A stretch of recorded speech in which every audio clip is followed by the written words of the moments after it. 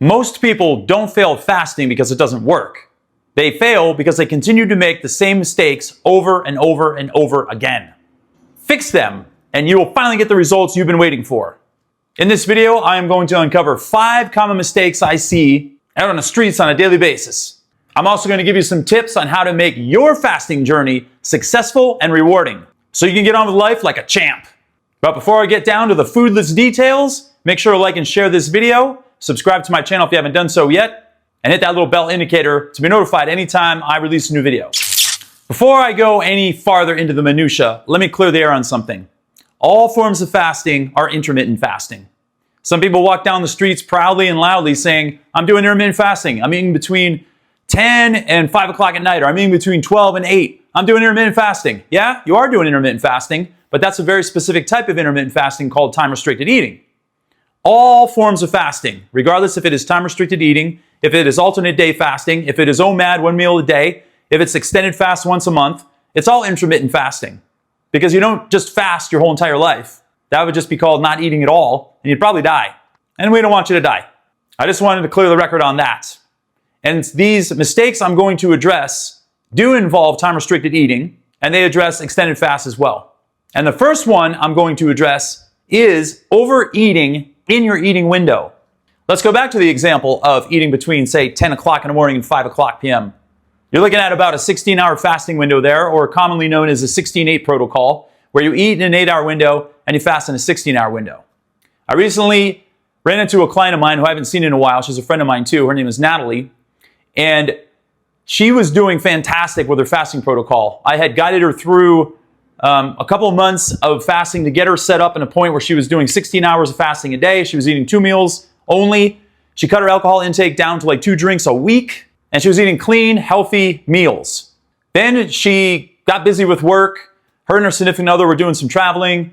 Different things started to happen, and she had some issues with her apartment and stuff that she rents, and she had major construction to do and stuff like that, and it kind of derailed her a little bit. Here's the interesting thing. She ended up maintaining her fasting window every single day and still eating 2 meals, except she started eating bigger portions of food. And she started eating more junky type food, like nachos platters and burgers and fries and pizza and all these other things. And she unveiled this to me the other day. Not to mention, her 2 alcoholic beverages a week turned into 2+ per day. And she started drinking them later at night. This all ended up in her gaining 12 pounds back since I last saw her 6 or 8 months ago.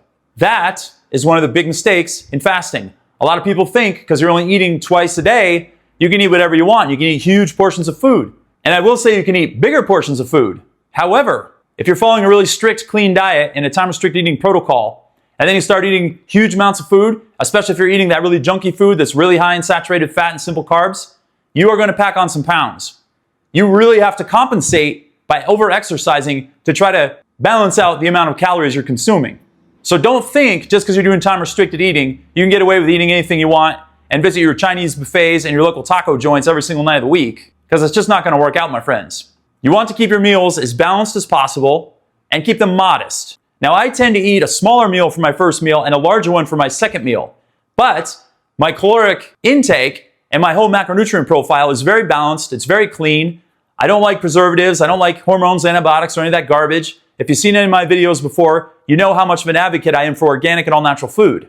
I highly encourage you to follow that advice. Make your meals balanced, use clean food, and don't overdo it. And even if you do overdo it on organic food and clean food, you're still getting an abundance of calories. Remember that. You might be able to find organic Twinkies somewhere. And if you eat a whole box of those after your meal, your second meal of the day, you're still going to pay the price for that. Just take that into consideration. So mistake number 1 is overeating in your eating window. Do not do it, and make sure to eat clean foods with your meals. Mistake number 2, and this is a big one, and I harp on people all the time about this. I know a lot of people who walk down the streets with their chest held high, bragging away that they're following a time-restricted eating protocol. And I say, that's great. What time do you eat? Oh, I eat my first meal at 2 in the afternoon and I finish eating at 10 o'clock at night. And I just go, and I slap myself in the head and the face. Yes, you might still be getting 16 hours of fasting in, but listen, your body works on circadian rhythms. Part of this is your pancreas works better and more efficiently at 12 o'clock in the afternoon than it does anytime after 6 p.m. at night. If you're following a fasting protocol between 2 p.m. and 10 p.m. because you saw some influencer talking about it, or you saw I don't know who that jacked guy is. He's an actor. Terry Crews, I think it was. There was a big thing about him a few years ago talking about, I do intermittent fasting. I eat between 2 and 10. And when I work out in the morning, all I have is a protein shake and a pre-workout formula. And then I work out and then I don't eat until 2 o'clock. Hello. Protein shake breaks the fast. Pre-workout formula, if it's got more than 15 calories, it likely breaks a fast as well. There are a couple sins being committed right there, my friends. But the biggest one of them all, and I could disregard all of that, is the fact that you're eating between 2 and 10. You want to cut that last meal off as early as you can in the evening. Ideally, you should finish by 5 o'clock. The old days, they used to say, don't eat past 6, don't eat past 7, and all these different things. That's totally fine. But if you really want to flip switches with fasting and time-restricted eating, I would shut it down by 5 p.m. Like last morsel of calories, 5 p.m., done. If you can pull that off, your organ's going to work better. You're going to sleep better. HGH is going to be higher when you go to bed at night. You're going to recover faster. Your immunity is going to be higher. And your brain function is going to get a well-deserved reset that it needs and wants. But that can only happen if you shut it down earlier in the evening. This 2 to 10 thing, it just doesn't work well. Some people can pull it off. Some people can lose weight. And they can say, yeah, I feel great and everything and all that jazz. And that's totally fine. But I just don't feel you can really dig deep into the benefits of fasting, especially time-restricted eating, if you're eating between 2 in the afternoon and 10 o'clock at night. The bottom line here is shift your eating window as early as you can in the day. And if you really want to burn fat efficiently, try early time-restricted eating. Literally eat between like 8 and 4 or 7 and 3 or something along those lines. And work out first thing in the morning on an empty stomach, drink some water, and just get after it. So that second mistake is eating late at night in a time-restricted eating protocol. Don't do it. Mistake number 3, grazing throughout your eating window. Obviously, fasting is the complete opposite of grazing, or eating every 2.5 to 3 hours, or frequent feeding, whatever you want to call it. Small, frequent meals. People have a lot of different names for it. In the bodybuilding world, they rely on 6 to 8 meals a day. And guess what? They're accelerating the aging process. I don't accelerate the aging process. I try to slow it down. I try to stop it in its tracks. I try to reverse it. And one of the best ways to do that is don't eat so often. And when you're doing an eating window and a fasting window, don't look at your eating window as a free-for-all where you can just eat all the way through it every 2 hours. You're still spiking your blood sugar and insulin levels and keeping them elevated throughout that whole time frame. That's like 8 hours in a row of elevated insulin and blood sugar. Your pancreas doesn't want to do that. Do you go for 8-hour runs every single day? Do you go to the gym and work out for 8 hours in a row? I didn't think so. The same exact equivalent, except it's your organs that are doing all the work. Stop it. Have 2 specific meals, no snacks in between, and nothing that can spike your blood sugar. That is the correct way to do time-restricted eating. And it is probably one of the biggest mistakes I see out on the streets when it comes to fasting. I even see experts and doctors talking about, oh, just eat between this and this. And they never address it. And I have no idea why, because it's very important. Okay, we're up to mistake number 4. And this is a good one. Juice fasting. Let me tell you something. There's no such thing as juice fasting. You're either juicing or you're fasting. There's no combination of the two. Juicing is liquid calories. Even if it's like all completely greens and you put like a small green apple in there or a carrot in there, it will spike your blood sugar and it will take you off a fast. And it's probably going to be 50 calories plus, or maybe more. It depends on what you put in your juice. I've been strongly against using the word juice fasting for so many years. It is absolutely incredibly unbelievable. I'm not saying juicing is bad, and I'm not saying there's not nutrients to be found in vitamins and minerals. All that stuff applies, and that's great. However, halfway through a glass of juice, you're likely going to increase your blood sugar to a point where your fast is over. And it may be a low-calorie thing that you're doing, and you're getting the nutrients and everything, which are going to help your body. But it's just definitely not fasting. If you want to do juicing, that's great, but just call it juicing and have 3 a day or 4 a day or whatever it is. And if you can get on with it, fine. But I also have a problem with the fact of when you juice, you take away the rind and the skin of the produce that you're using.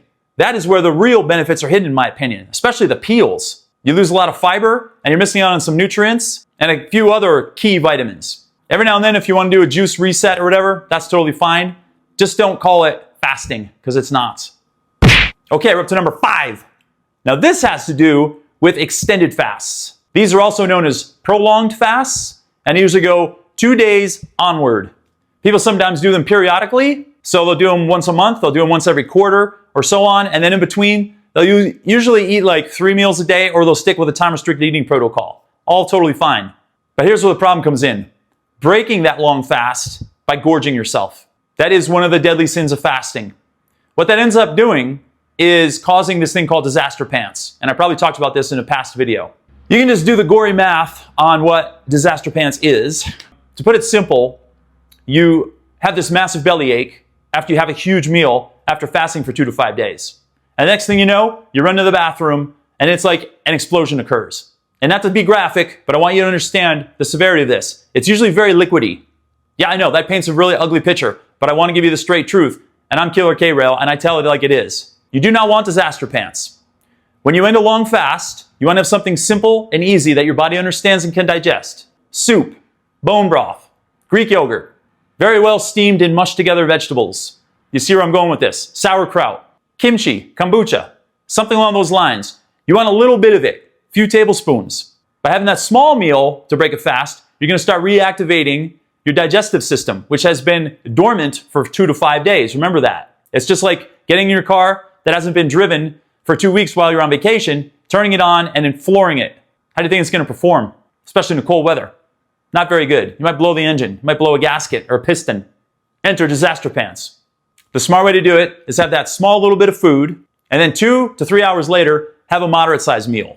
That way, you slowly get your digestive system working. You won't have a big shock to your system, and you're going to be fine after that. And in that second meal that's breaking your fast, make sure that that is put together properly too. You don't want anything that's really high in fiber, really high in sugar, or really high in fat, because they are very taxing in the digestive tract, and they could lead to disaster pants. A nice logical approach there would be a nice balanced meal with a piece of, say, organic chicken and some steamed rice and some steamed vegetables. And because you just got done fasting for a while, your hormones are in balance and it's not going to take a lot of food to fill you up. Once you feel full, that's good. Walk away from the table. Don't think to yourself, I just got done fasting for 5 days. I need to superdose the food intake because I didn't eat for 5 days. That's not the case. Your body is now more efficient at digesting food, breaking it down, and utilizing it. So a little bit more goes a long way. That's pretty much the bottom line there. There you go. There are my 5 mistakes that I see commonly made out in the world of fasting. I do have another honorable mention I want to throw out there before I go, and that would be the consumption of, what is that coffee called where they put coconut oil and butter and stuff in it? Bulletproof coffee, I think? Yeah, Bulletproof. I was never a fan of that. You can have a cup of black coffee by itself and sip it, 0 calories. Technically, in the world of fasting, that won't break a fast. I'm still against that, and I'll tell you why in a second, but it won't break a fast. Now, when you start putting all this other stuff in there, coconut oil, MCT oil, butter, and so on, blending it in there, it might make it smooth and creamy and delicious. But, I mean, you just added 500 plus calories to a cup of coffee. Calories are still calories. Things that are 0 calories will not break a fast. Pure fat will not technically break a fast from a physiological level. That's why this bulletproof coffee was invented in the first place. So people can do longer fasts and drink that every morning. But you got to think to yourself, there's still a digestive process going on. Fat is 9 calories per gram. So if you're having a huge amount of fat and it goes into your stomach, there's a lot of blood that needs to be pumped to your stomach to break that fat down. That means your organs are working. And the whole idea with fasting is to allow your organs to rest. And anytime you ask them to activate, guess what? It's dirty fasting if you ask me. So I'm not on board with it. Now, as far as coffee itself goes, it kind of does the same thing. It's a stimulant, right? So if you drink it, something's going to happen in your system. You're going to get stimulated. Your digestive tract is going to get stimulated. Your organs are going to get stimulated. Your heart's going to get stimulated a lot more for sure. Although it won't technically break a fast, I kind of put that in the category of dirty fasting. And I personally don't do it, and I wouldn't suggest you do it. But if you're in the habit and it's working for you, then be my guest. And especially if weight loss is your primary and only goal for fasting, then that's totally fine. But I'm more of an autophagy guy, and that's always why I'm chasing fasting. I want to hit autophagy. All right, it's time for me to ski-daddle. To review, I went over 5 mistakes that people commonly make with fasting. Number 1 is overeating in their meals when they're doing time-restricted eating. Number 2 is eating late at night in a time-restricted eating protocol. Number 3 is grazing throughout a whole eating window. Number 4 is juicing and calling it fasting. And number 5 is gorging to break a long, extended fast. Follow those tips and principles I talked about, and you're going to be able to master your fasting practice. You're going to be able to lose weight. You're going to be able to improve your brain function, optimize your hormones, build and maintain lean muscle mass, sleep like a baby, and achieve your best self possible. Until next time, this is Kevin David Rail. If you'd like to do some coaching with me, make sure to drop a comment or hit me up directly. And in the meantime, have a great day, good luck with your fast, and I'll see you in the next video.